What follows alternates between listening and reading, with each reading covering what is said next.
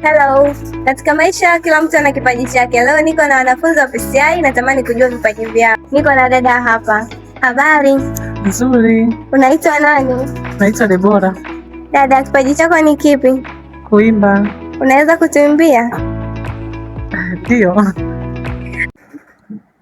Mungu unichunguze, ujue moyo wangu. Mungu unijaribu, uyajue mawazo yangu. Mungu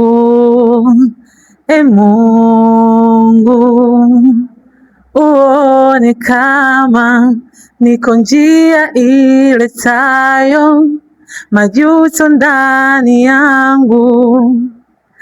Mungu, maneno ya kinywa changu na mawazo ya moyo yapate kibali mbele zako, Mungu.